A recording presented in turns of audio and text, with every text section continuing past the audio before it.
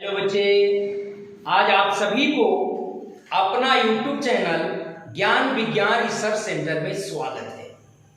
आज हम लोग मैट्रिक बोर्ड परीक्षा के लिए एक बहुत ही महत्वपूर्ण प्रश्न को समझेंगे। आज जानेंगे कि परिनालिका क्या होता है। यह परिनालिका के अंदर चुंबकीय क्षेत्र किन बातों पर निर्भर करता है, आज विस्तार से इसका अध्ययन बिल्कुल सरलतापूर्वक करेंगे। तो देखें, परिनालिका, यदि विद्युत रोधी तांबे के तार को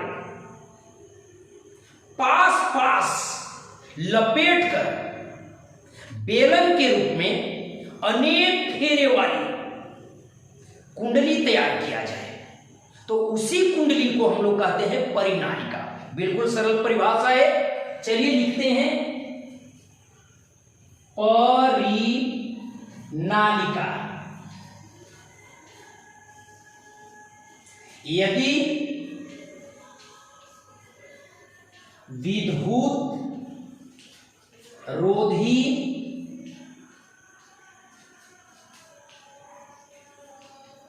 तांबे के तार को पास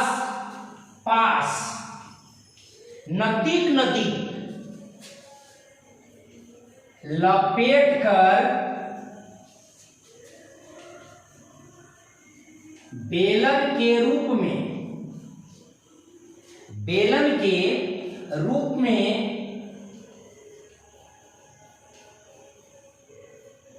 अनेकों फेरे वाली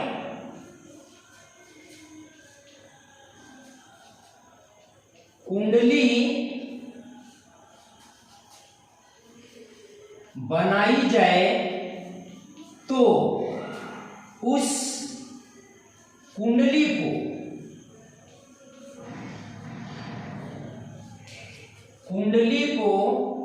परिनालिका कहते हैं। परिनालिका कहते हैं। बिल्कुल सरल परिभाषा है। यदि विद्युत रोधी तांबे के तार को करीब पास लपेट करके बेलन के रूप में, जैसा बेलन होता है, बेलन के रूप में अनेकों फेरे वाली यदि कुंडली बनाई जाए, वही कुंडली परिनालिका कहलाती है। जैसे देखिए, इस प्रकार से अनेकों फेरे वाली हमने जो कुंडली तैयार किया, यह परिनालिका है। इस परिनालिका में दो छोर होगी। एक छोर से विद्युत धारा प्रवेश करती है और जब प्रवेश करेगी तो इन फेरों में लगातार घूमते दूसरे छोर से बाहर निकलती है। एक छोर से प्रवेश करती है, फेरों में घूमती जाती है और दूसरे छोर से बाहर निकलती है। अब इसमें यदि विद्युत धारा प्रवाहित किया जाए तब इसके भीतर चुंबकीय क्षेत्र उत्पन्न होगा और यह किन बातों पर निर्भर करेगा, अब हम जानकारी प्राप्त करेंगे। तो यहां लिखेंगे धारावाही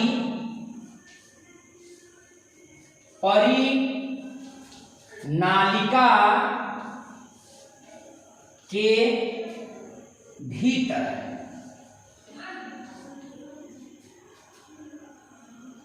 धारावाही परिनालिका के भीतर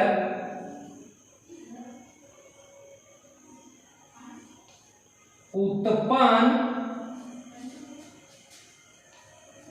चुंबकीय क्षेत्र मुख्य तीन बातों पर निर्भर करता है। धारावाही परिनालिका के भीतर जो उत्पन्न चुंबकीय क्षेत्र होगा वह मुख्य तीन बात पर निर्भर करेगा। वह तीन बात कौन कौन है? ध्यान देंगे। पहला होगा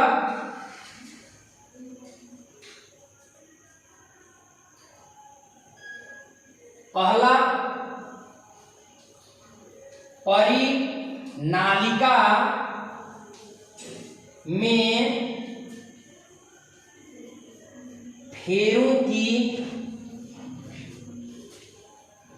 संख्या पर ध्यान देंगे। जितने परिनालिका में फेरों की संख्या बढ़ेगी उतना ही उसके भीतर चुंबकीय क्षेत्र का मान बढ़ेगा। जैसे जैसे फेरों की संख्या बढ़ेगी वैसे वैसे उसके भीतर उत्पन्न चुंबकीय क्षेत्र का मान भी बढ़ेगा। दूसरा बात है परिनालिका में प्रवाहित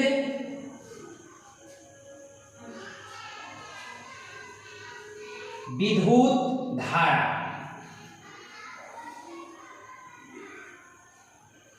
दूसरी बात है परिनालिका में प्रवाहित विद्युत धारा। अगर हम परिनालिका में विद्युत धारा का मान बढ़ाते हैं, उच्च परिणाम का विद्युत धारा प्रवाहित करते हैं, तो उसके भीतर उत्पन्न चुंबकीय क्षेत्र का मान भी बढ़ेगा। जैसे जैसे विद्युत धारा का मान बढ़ेगी वैसे वैसे परिनालिका के भीतर चुंबकीय क्षेत्र का मान भी बढ़ेगा। अब तीसरी बात आ गई परिनालिका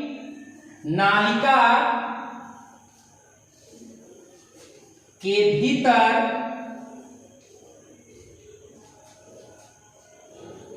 रखे गए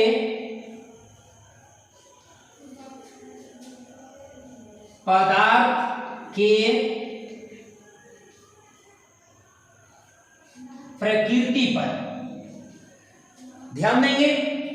यदि परिनालिका के भीतर हवा है और उसके जगह पर यदि परिनालिका के भीतर लोहा रख दिया जाए, यदि लोहा को रख दे तो परिनालिका के भीतर हवा की अपेक्षा चुंबकीय क्षेत्र का मान बढ़ जाएगा। तो इससे क्लियर हुआ कि परिनालिका के भीतर जो भी पदार्थ रखे जाएंगे उसकी प्रकृति पर निर्भर करेगा चुंबकीय क्षेत्र। दूसरा में हमने बताया यदि परिनालिका में विद्युत धारा जैसे बढ़ेगी चुंबकीय क्षेत्र का मान बढ़ेगा, मतलब विद्युत धारा पर भी निर्भर करती है चुंबकीय क्षेत्र। पहला में हमने बताया फेरों की संख्या पर, यदि फेरों की संख्या बढ़ती है तो चुंबकीय क्षेत्र का मान भी बढ़ेगा। आज हमने परिनालिका के संबंध में बिल्कुल सरलता से समझाया परिनालिका क्या है, फिर चुंबकीय क्षेत्र किन बातों पर निर्भर करता है। तो आइए, यदि आपको ये पढ़ाई समझ में आई हो, ये बात अच्छी लगी हो, तो आप इस चैनल को लाइक, सब्सक्राइब, शेयर जरूर करें। धन्यवाद।